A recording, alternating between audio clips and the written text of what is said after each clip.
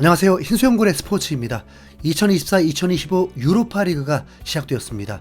손흥민이 경기 전 기자회견에서 선전포고하듯 말한 거 들으셨죠? 우승하고 싶다. 네.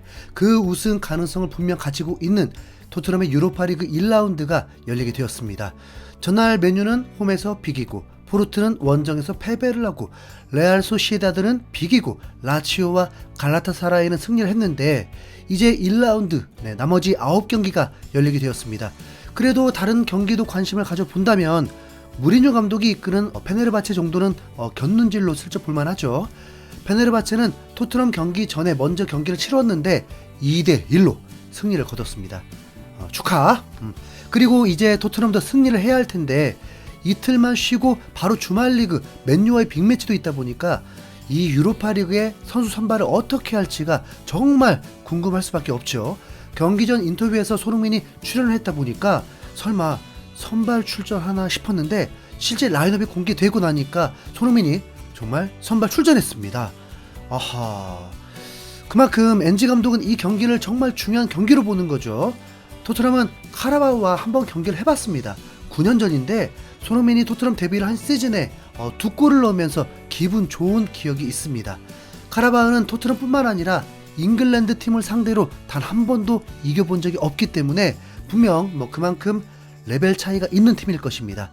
엔지 감독은 이 경기에 비카리오 골키퍼, 아치 그레이, 드라구신, 반더벤, 벤 데이비스, 사르, 비수마, 베리발, 존슨, 솔랑케, 손흥민이 선발 출전을 했습니다. 라인업의 변화가 분명히 있지만 중요 선수들이 출전을 했다는 게 확실히 느껴지죠. 조직력의 부분에서도 어떨지 신경은 쓰였습니다. 클루셉, 메디슨이 다 없었으니까요. 이 경기는 본래 4시 경기였는데 런던의 폭우로 인해서 철도 등 교통 문제가 생기고 관중들도 경기장 도착이 늦고 카라바오 팀 자체도 경기장 도착이 늦어지면서 경기 자체를 35분 지연시켰습니다. 이왕 손흥민이 출전한 만큼 이른 시간에 골과 손흥민의 득점도 기대하는 게 관전 포인트가 되겠죠. 경기가 시작되고 카라바오는 확실히 토트넘을 어떻게 상대할지를 알고 있었습니다. 그냥 맘먹고 내려와 있었으니까요. 토트넘은 골은커녕 전반 7분 만에 대형 사고가 터집니다. 드라구신의 볼 간수에 문제가 터지면서 골키퍼가 1대1 찬스를 만들어줄 상황을 만들었고 드라구신이 무리하게 막으려고 하다가 퇴장을 당하고 말았습니다. 골은커녕 대형 사고가 터지고 만 거죠. 새벽에 그냥 진짜 자고 싶었습니다. 이미 경기 기다리다 지쳤는데 카라바오 상대로 홈에서 패배하는 더 비참한 상황을 겪을 상황이니까요. 엔지 감독의 선택은 베리바를 빼고 우도기를 투입하면서 미드필더 한 명을 포기를 했습니다. 이러면 손흥민의 득점은 또 못 보는 건가요? 토트넘은 다행히 12분에 존슨이 득점을 하면서 앞서 나가게 되었습니다. 오른쪽 박스 안에서 솔랑케 선물을 받고 강한 슈팅보다는 정확한 슈팅을 하면서 반대편 골문에 정확히 들어갔습니다. 한시름 났죠. 그 골이 솔직히 전혀 기쁘진 않았습니다. 그냥 다행이다 했죠. 이런 장면이 얼마나 많을까 싶었으니까요. 존슨은 한 번에 더 결정적인 찬스가 왔었는데 더 쉬웠던 상황에선 골을 놓치고 말았습니다. 그래도 존슨이 3경기 연속 골을 넣으면서 존슨이 골을 넣으면 팀은 승리하고 있습니다. 카라바오는 조직력 자체는 좋다 보니까 이제 라인을 자유자재로 바꾸기 시작했습니다. 토트넘이 압박을 당하면 어려워하는 경우를 너무 많이 봤다 보니까 불안한 거죠. 손흥민은 볼 터치는 꽤 있었지만 카라바오 수비진에 확실히 막혀 있었습니다. 손흥민이 인터뷰 때도 얘기했듯이 한쪽 포지션에만 머무르는 것이 아니라 상황에 따라서 다양하게 움직이기 때문에 중앙에서도 좋은 모습을 보여줄 수 있다고 했지만 왼쪽에 머무르는 경우가 더 많고 역시 미드필더 한 명이 부족하다 보니까 수비를 돕기 위해 반대편으로 열심히 뛰는 모습이 참 안타까웠습니다. 토트넘은 이번에도 전반 마지막쯤에 압도를 당했습니다. 한 명도 부족하겠다, 밀어붙이겠다. 토트넘의 실수 연발이 생기면서 실점과 다름없는 장면이 여러 차례 있었습니다. 그냥 전반에 실점이 없는 걸로 만족하기엔 너무 지루한 경기였습니다. 후반전도 10명이고 이제 더 많은 위험 상황이 벌어질 게 뻔하니까요.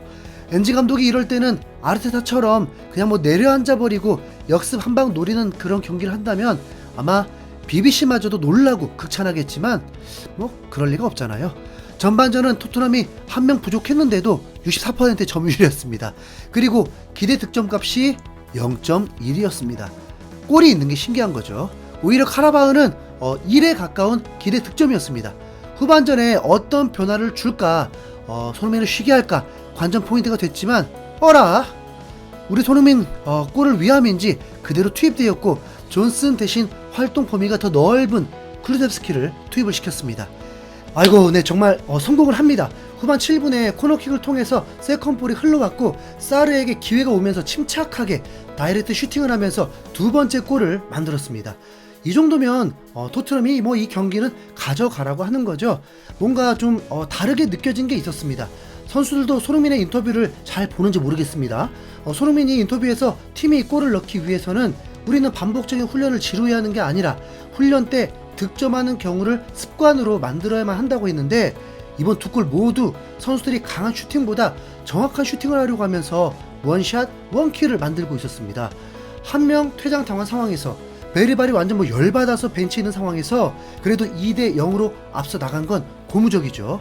그러나 우리는 손흥민의 골을 원하는 게 있는데 그 장면이 왜 이렇게 나올 것 같지가 않을까요? 이제 좀 안심이 되려고 할 쯤에 사고가 발생합니다. 토트넘 진영 박스 안에서 비수마의 파울이 인정되면서 페널티킥을 선언해버렸습니다. VAR을 돌려봐도 최종 페널티킥 선언이었습니다. 이런 진짜 토트넘은 지금 10명이라고요. 네, 그런데 카라바흐는 이미 결정력 문제를 여러 차례 보여줬는데 페널티킥마저 로켓슛을 날려버리면서 득점을 못해버렸습니다. 와, 진짜 이러다가 무실점하는 거 아닙니까? 이 정도면 하늘이 토트넘의 승리를 원하는 겁니다. 경기 내용은 10명이니까 볼 게 없고 스코어로 2대 0이면 나쁘지 않죠. 이후에 손흥민의 키패스로 어시스트가 나올 수도 있었는데 솔랑케 슈팅이 골키퍼 선방에 막히고 말았습니다. 카라바흐는 계속 찬스가 있었지만 제가 보기에는 토트넘에게 행운이 따르고 있다고 보였습니다. 60분은 넘었는데 손흥민은 교체시켜주지 않았습니다. 이게 엔지 감독이 손흥민도 골맛을 보면서 공격력을 더 끌어올리려고 하는 거라고 봐야겠죠. 맨유전이 이틀 쉬고 경기인데 안 쉬게 한다? 참, 토트넘은 세 번째 골도 나옵니다. 손흥민 존에서 중거리 슛이 나왔고 역시나 정확했습니다. 골키퍼의 선방이 있을 때 솔랑케가 놓치지 않고 뛰어들어가서 밀어넣게 되었습니다.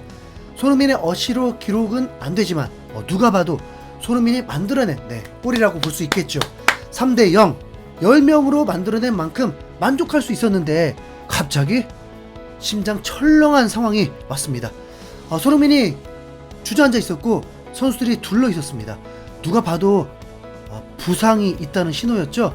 교체가 타이밍인 것도 있지만 어쩌면 경기 후에 끔찍한 소식을 들어야 할 수도 있습니다. 제발 스스로 다음 경기를 위한 조치였길 바랄 뿐입니다. 손흥민은 70분을 뛰었습니다. 진짜 이건 최악의 시나리오인데요. 3대 0, 4대 0 대승이 무슨 의미가 있습니까? 토트넘의 유로파리그 1라운드 승리가 이렇게 끔찍할 줄이야. 우선 다음 컨텐츠로 찾아오겠습니다. 흰수염구리였습니다.